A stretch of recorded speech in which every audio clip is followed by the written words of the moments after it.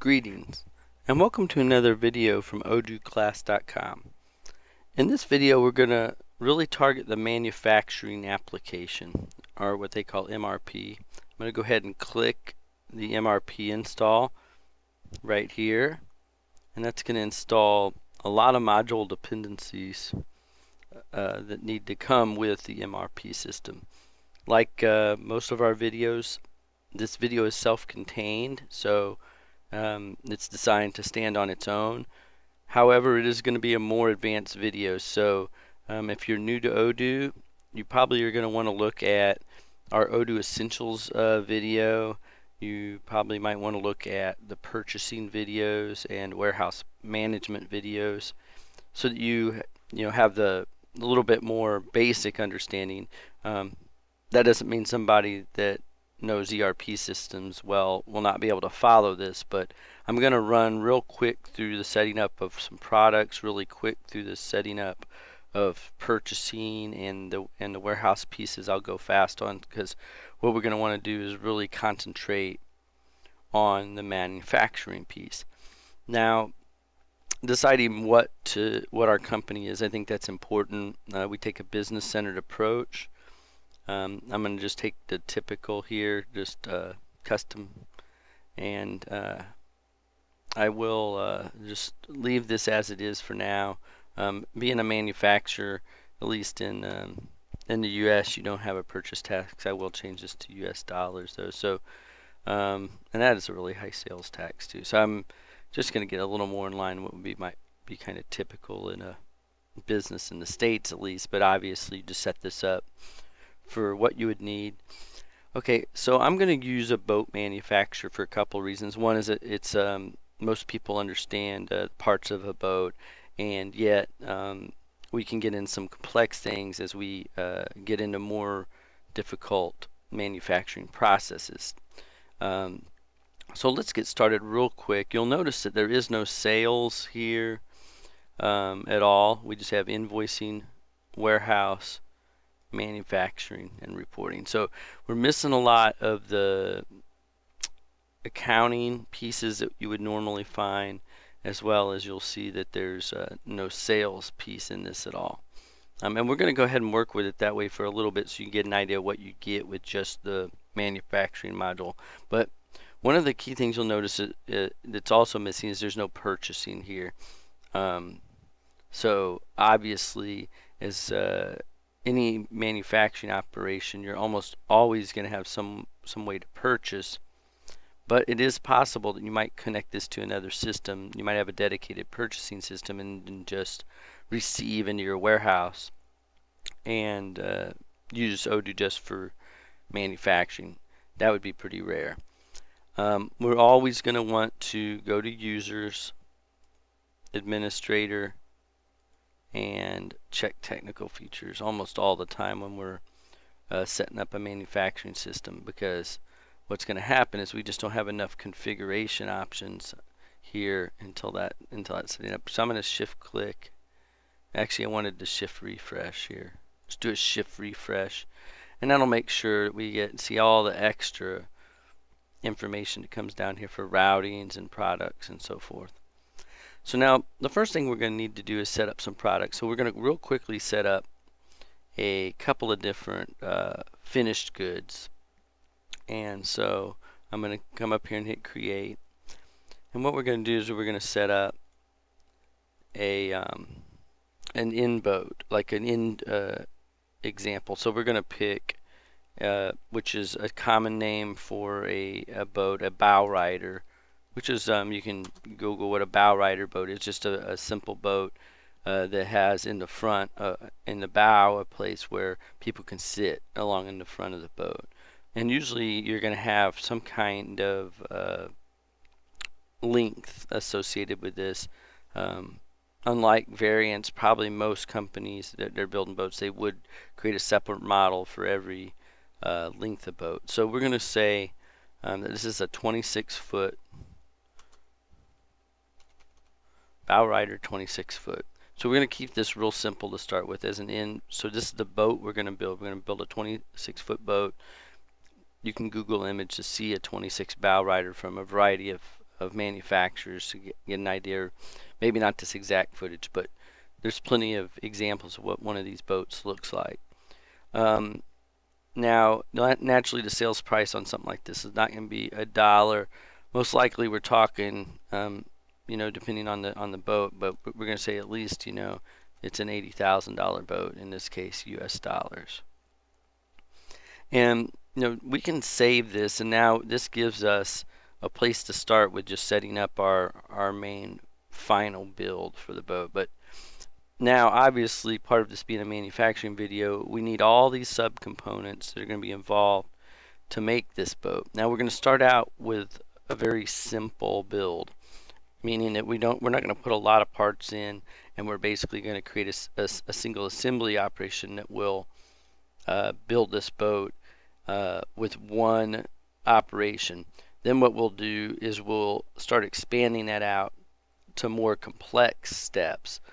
So we're going to start with very large sub-assemblies that we'll assemble into the boat, and then later we're going to break those sub-assemblies down. And so, for example, one of the things a boat would need is it needs a hull, and that's basically just the hull of the boat. Very simple. So we're going to create a product called hull, and most likely this is going to be you're going to have a different mold for every hull. So in a typical scenario, you would probably have like a bow rider 26-foot hull, and we're going to go ahead and do that. So we're going to say bow rider 26-foot hull, and so I'm just using this abbreviation here for bow rider, and I'm just kind of abbreviating this here, and I'm changing this to say what the part is that we're going to use. Now, we're not going to sell this part, so this is not going to be sold by us. And if you'll notice, we haven't installed purchasing yet, but we still have a procurement here. And so we're going to say the cost price of this, and it's usually a pretty expensive part of a boat. We'll say, just for example, that maybe it cost us, maybe we'll do it a little cheaper than that. Maybe it's $4,000 to actually manufacture or procure this hull. For now, we're going to assume that we're going to procure it. We're also going to need an engine for the boat, so we're going to create, and then an engine is probably going to be more like by horsepower. There's a lot of engines from different vendors. Well, primarily, Mercury engines, Volvo engines, that you get a boat engine, but we're going to just say this is a 350 horsepower, and I'll say Merc engine. Okay, and so again, this is going to have a cost. It's also going to be one of the higher costs of building a boat, but we're going to say, how about we use a cost of, say, $12,000. Again, this is going to be one of your more expensive pieces. And then we're going to add, and now I'm going to go ahead and edit it because we don't want to sell this. We want it to be part of our boat instead. And now we're going to create another subcomponent, and we'll call this the deck of the boat. So the decking, where you'd actually stand on the deck of a boat. So this will be deck 26 foot. Now again, we're specifying that this is going to be a 26-foot deck part because it's only going to be applicable to most likely that specific model, and it's going to obviously have to have a length, and we can put a price in there. Now most likely we're going to get into more complex pricing here as we move along, and how eventually we're going to want to build the deck, which could have a lot of components. We're going to build the hull, which have lots of components, and so forth. And even installing an engine, there's a lot of subcomponents that might go with an engine installation, such as wiring harnesses, cabling, different tubing. So there's a lot that goes into that. So now we can look a little bit. Let's look at our product list. And you'll notice I still got can be sold on this deck, so we're going to take that off. So we take that off. And what I want to do is just kind of in here I'll let you see what we got so far. Now we got service, which comes with Odoo. We got our deck, we got our hull, we got our final product, and then we got the engine. So we're basically going to assume that we can complete this out of just these basic parts. So obviously there's a lot more parts that go into a boat, but we want to start up simple and build from there. Okay, so now that we got something to work with, what we're going to do is we're going to jump right into the bill of materials component of the manufacturing operation. And this is where you assemble and tell Odoo exactly what it takes to build this 26 bow rider. Now, we've got our engine, we've got our hull, and we've got our deck. Now, we're going to take these three components and assemble them into a final product. Now, this is going to be basic for some of you that maybe have seen some of the like Odoo Essentials videos and or maybe functional volume 1 or 2, but we want to make this self-contained, so we're going to go through this real quick. And it's also a little different because we haven't installed any sales, we haven't installed any purchasing, so you're getting to see it from a little bit different perspective. But you'll notice down here there's a bill of materials right here, and we can click to create a bill of materials. So what we want to do is tell what is on our final product here. So if I click this and I choose our bow rider 26 foot, this is what tells us that this is the bill of material for this product. And then down here are where all the components are going to go. So obviously we have our engine, and it's going to need one engine, and we're just going to take this as it is. And for now, we're going to take a deck, and we're going to have a hull. So it's pretty easy to add, and in our circumstances we made it easy on ourselves because we only need one of each of these. Now naturally in your environment or other business systems, you're gonna need to change these, and we're gonna go into much greater, more complex operations. Part of the reason that we picked manufacturing boats is that we're quickly going to be able to add a lot more complexity to this manufacturing process because a lot goes into building one of these things. Alright, so now let's save that. And so what we've informed Odoo here is that in order to build one of these, we have to have one of these, one of these, and one of these, you know, these three products that go in it.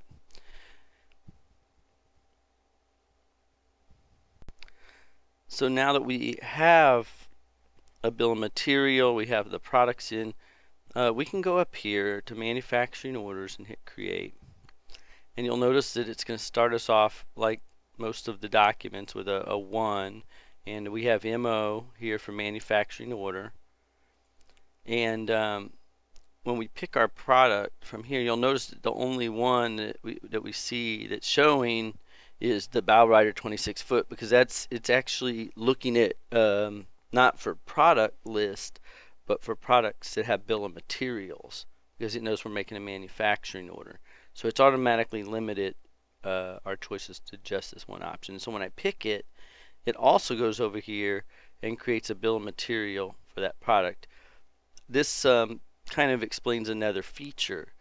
You could have multiple bill of materials for this same product. You just would go back here under bill of materials and create as many as you required for this product, and then you could just go over here and pick your bill of materials. And we might explore that exactly later, but I think you get the idea is that perhaps you have different variations. If you didn't want to handle that in somewhat more automatic ways, you could get by a lot of times with setting up some alternate bill of materials depending upon some variations in the product itself. Now the schedule date's going to be important as we go on, because the idea here is that we want like a build by date or a build on date.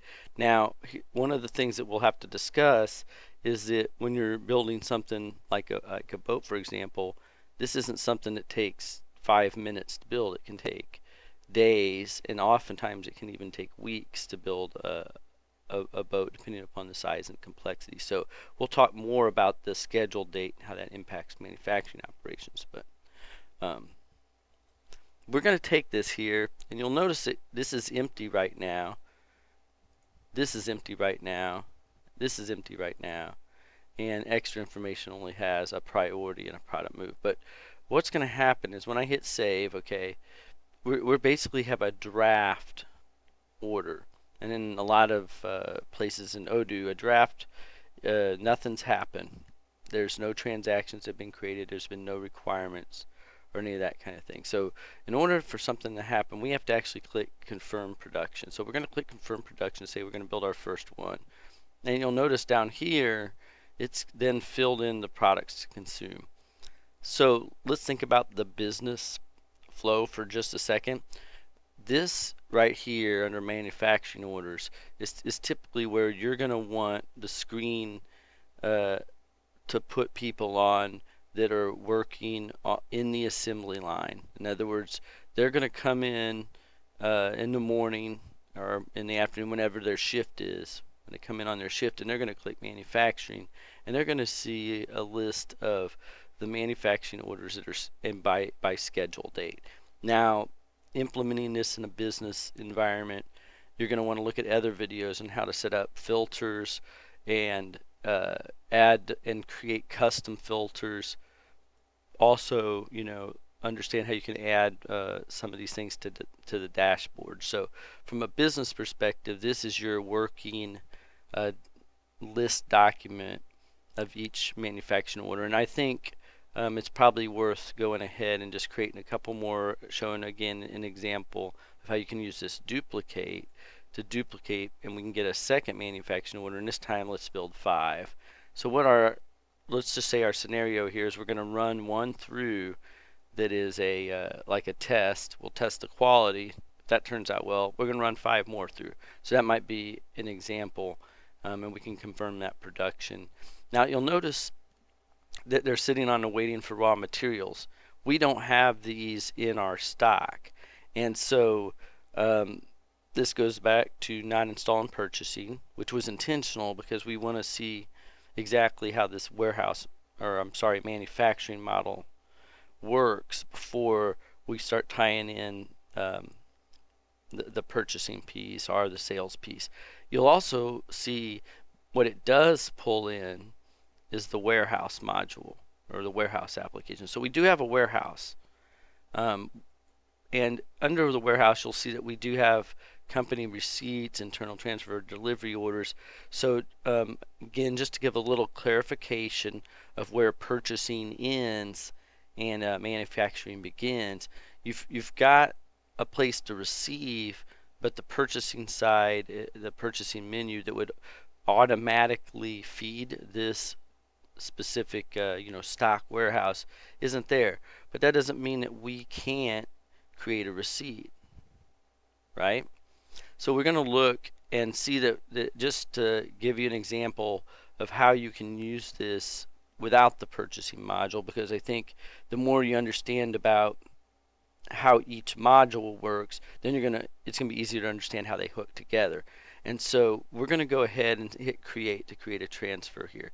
Now you'll notice that it is going to ask us for a partner, and it gives us administrator, template user, and your company. So now you're getting to see a little bit also here of how when Odoo basically at this level doesn't, we don't have any suppliers, but we can go ahead and create and add one here.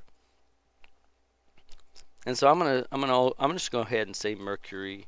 And Mercury Marines makes some of the best boat engines or for motorcraft. So Mercury Marines is a common supplier engines. I don't intend to take their copyright or their name without use.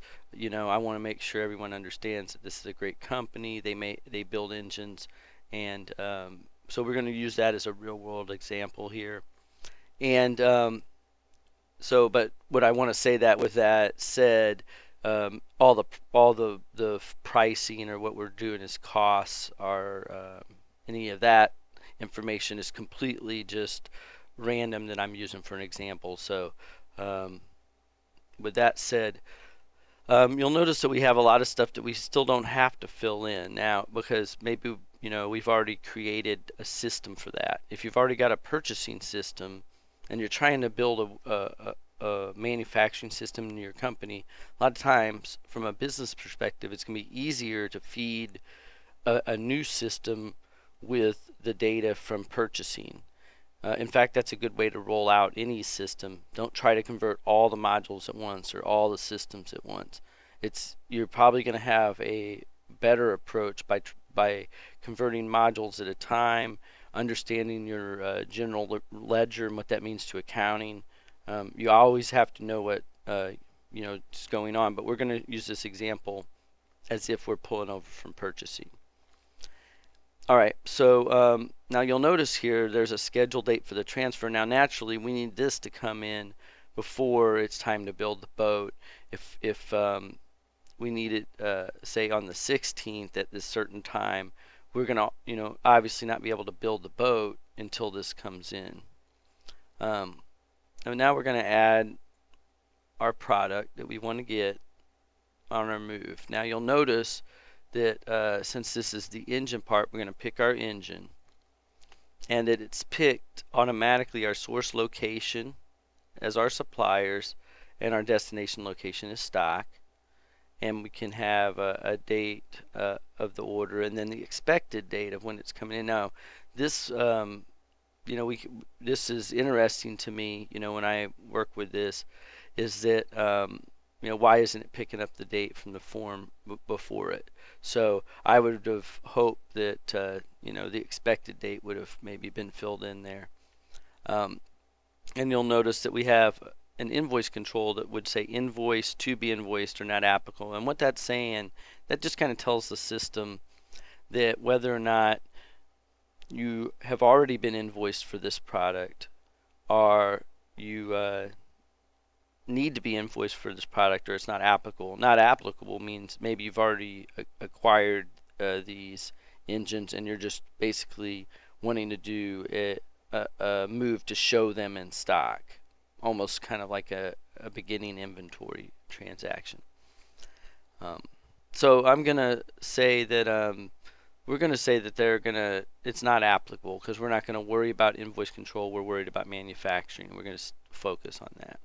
We will talk about quaints, and this might be in a manufacturing part too, but we're going to definitely get into quaints in this, and for sure in future videos. Okay, so now we're going to save and close, and so now you'll see that we only have ordered one of these, and so we need more than that. Let's go ahead and order 4. So we'll come up a little short. We'll have to do another transfer to do the second manufacturing order. So now I'm going to save this, and you'll notice that we're sitting in a draft just like the typical Odoo way of doing things, which is good. So you could set up your draft moves, and you'll notice here, be careful about this button. This is a scrap button. If you click this, it's actually going to say that you want to scrap or move items into a scrap location, like it was damaged would be the most typical.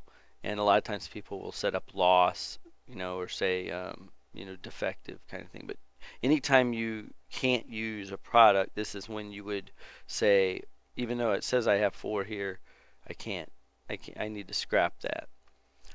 Okay.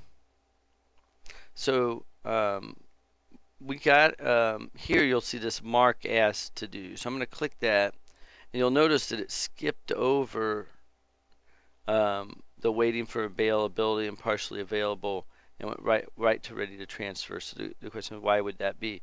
Well, we don't have a purchasing module installed, so when we're ready to do a transfer, we just say we're ready to do it. There's not going to be a key that's going to be able to come in from purchasing, and we'll look into more into that later.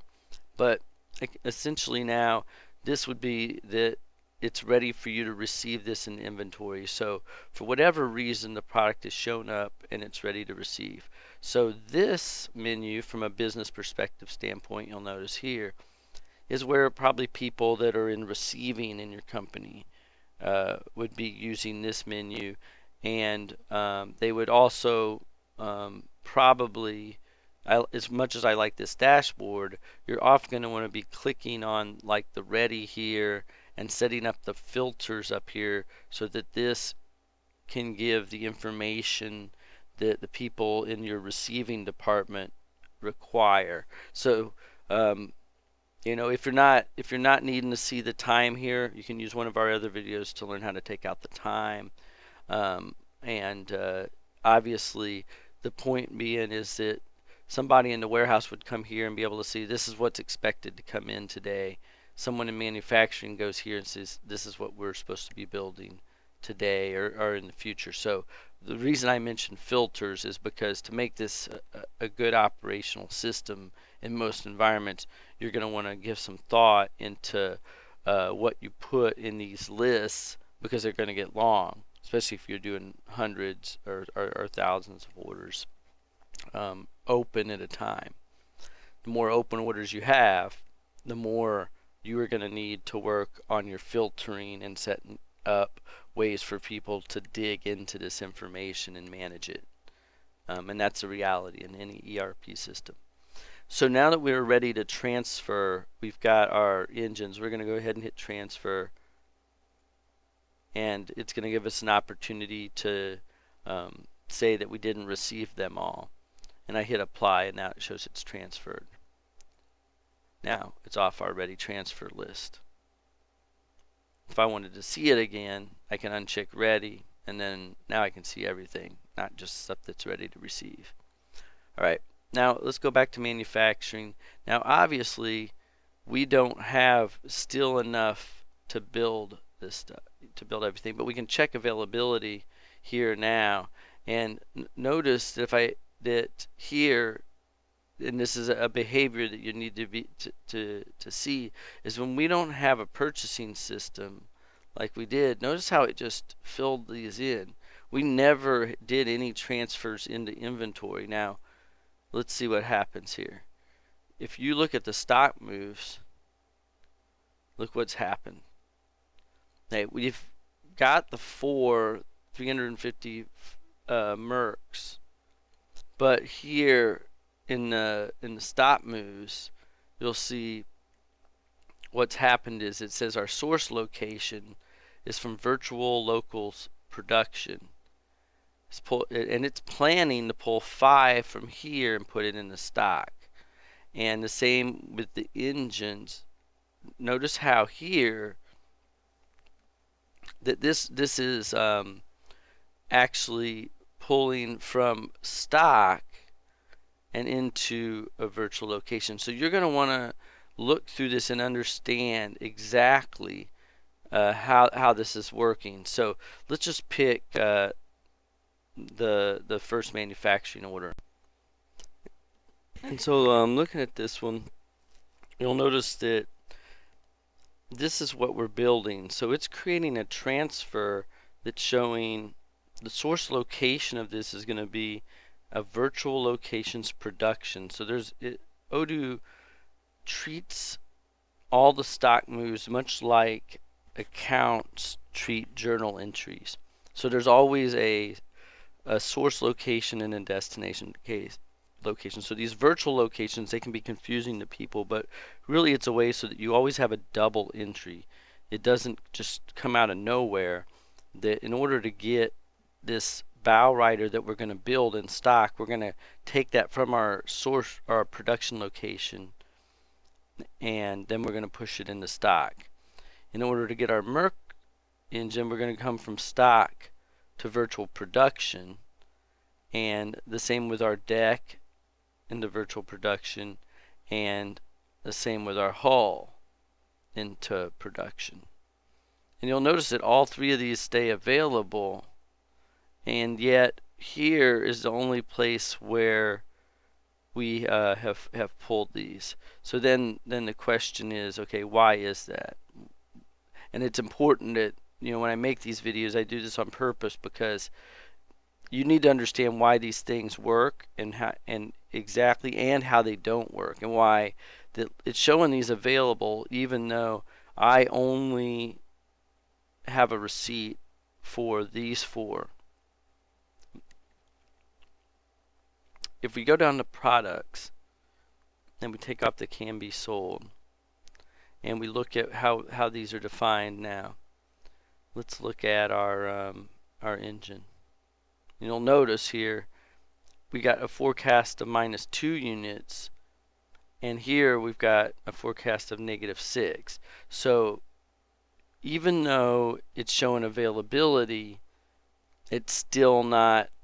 It's still also showing correct forecasting. So let's look at our Merck engine. Notice that it says product type consumable. Let's hit edit, change that to stockable product, and it tells you right here, stockable product will imply stock management for this product. And we're going to do the same thing, and it'll show you in the list here which ones we haven't done. All of these are not consumables but stockable products. So perhaps you caught me while I was setting them up and thinking, these should be stockable products. That would have been a preferable way, but if I had just, but I wanted you to see, it wasn't intentional for me to miss setting these as stockable, but I wanted you to see, rather than redoing it, that what would happen there. Now you'll notice that even if I just set them as stockable, it's not going to change this data. In other words, I already, because stock management was turned off, it just assumes when you go here, and I said make this order. When I hit that, notice the difference. One says check availability.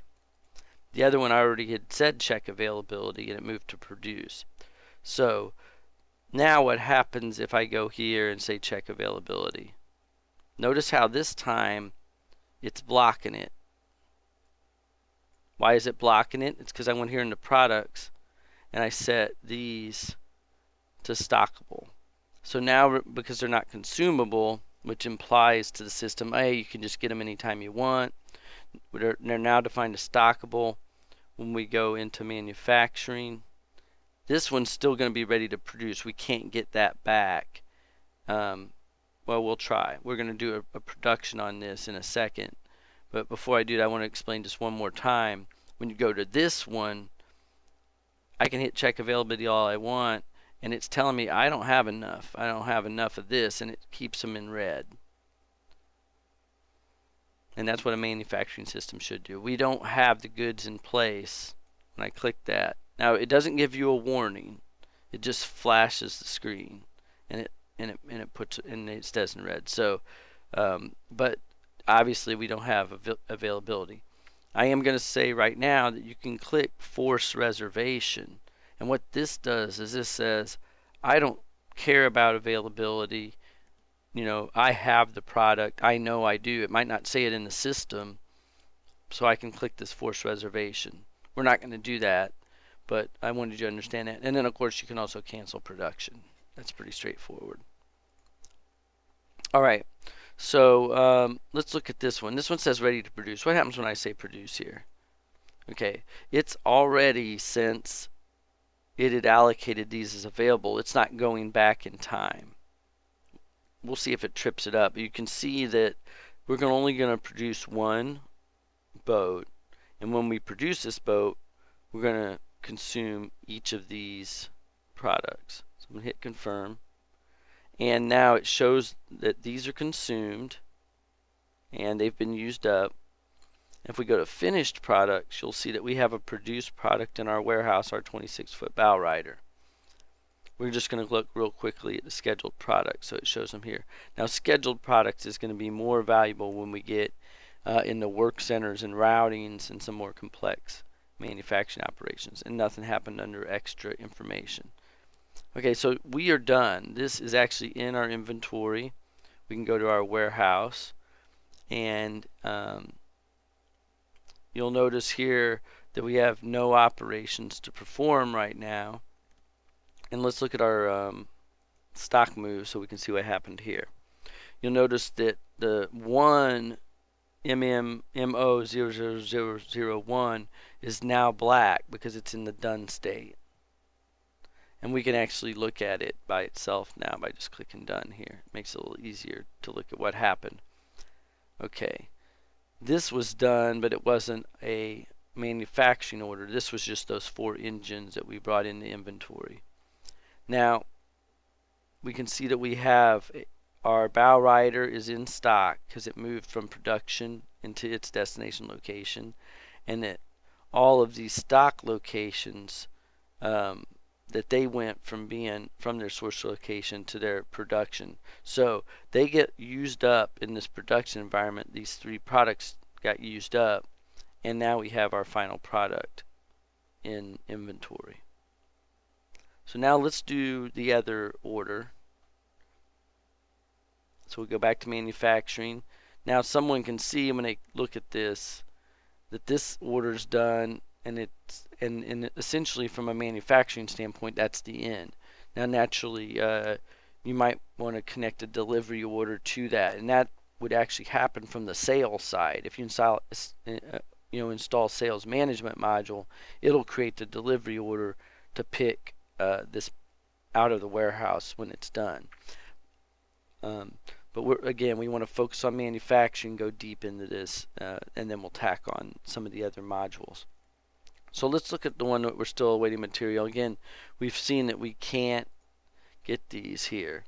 And so we need all of them. They're all in red. If I click this Merck here, you'll see that we're waiting availability, and that here this reserved quaints comes in, that it's saying right here that 3 of the stock items that are in our warehouse are actually reserved for this order.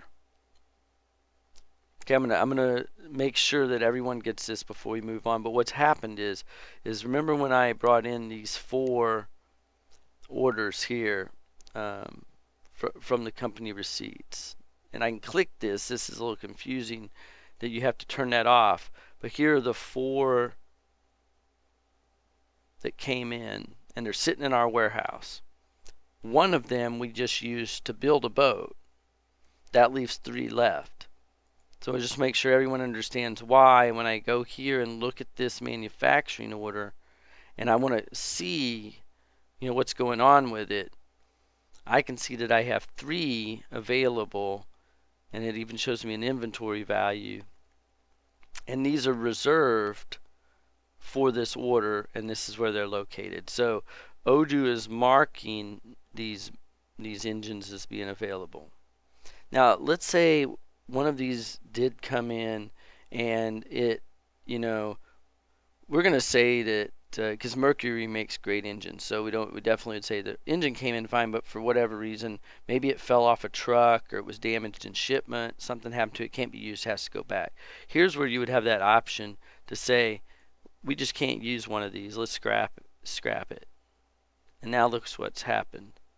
It's taken down, and we've only got 2 of these, and we still need 5. So that's a common operation that'll happen when you're in manufacturing. So let's go ahead and just, for this, we're going to go ahead and bring in more. We need to order more engines. So we do that from warehouse. We can go to ready, and we can uncheck this. So we have our stock move already here. And so I'm going to pull it back up, because a lot of times what you're going to want to do is, rather than just creating new operations, it can be a lot faster to go to more and say duplicate. I got the partner already fit in there. I can just go in here and change the quantity. The product's already here. So let's order 10 of these. We're going to have plenty to make a few orders. And hit save, and hit save. Market is to do. Remember, we don't have any purchasing or waiting availability status. We just say it's done. So now it's ready to transfer, and we were going to bring those into inventory. Bring in all 10. Let's go back to manufacturing and look at our order again. I'm going to hit check availability. And now notice that this is showing us that we've already use these items and they're consumed out in here. Now, I'm not sure why exactly it says that we consumed one of these in this operation, because we're still awaiting our material. So we're going to watch this as this in the end, at least in the end, it needs to come to 5. And it did pull one over here. Now we got it here under deck. We don't have our 5 here, but what we can do is we can set available here, and that just marks them as available. So what we're doing is, because we're doing a manufacturing video, not a purchasing video, we're gonna tie purchasing into this. We'll create some more complex things, but we want to show you how to some of the fast ways to do these things if you're really focusing on manufacturing. Notice how I'm able to just go up here and say set available. It moves it to available and hit close. Now it shows everything available. So that's why it surprised me here when it actually showed this consumed when I hit available. Now I do know why. Remember, I scrapped it. Okay, so what's happened is when I scrapped that product, it moved it here into consumed, and I wonder if it'll let me look at it. It doesn't look like I can actually click on it. Maybe if I edit, it'll let me. Yeah, it's not letting me dig down and see that this was scrapped, but trust me that the reason this is showing as consumed is, remember, one of them fell off the truck. We use that as an example. So when I said check availability, it's basically showing that one of these, we tried to use it and we could not use it. So for this, we can already predict that we're going to have a 6 over here. In order to build 5 boats, we really had to use 6 engines because one of them got scrapped. So now let's produce. And you'll notice that it's going to say consume and produce. We can also say consume only. And what consume only would do is it would not create the final move to actually create that product and put it in the inventory. It would just use up the products, and it wouldn't actually create the production order. And that can be useful in certain circumstances. And we'll look for business reasons as to why that might occur as we move forward. But I'm going to go ahead and hit confirm, and you'll notice now that we do have a total of 6 of these, and it's just basically telling us, this in red is telling us, yeah, that got scrapped. It was no good, or it got broke. And so now we have in our finish now 5 boats, and obviously the scheduled pieces just like before that we talked about. So you've got a chance to walk through some of the basics of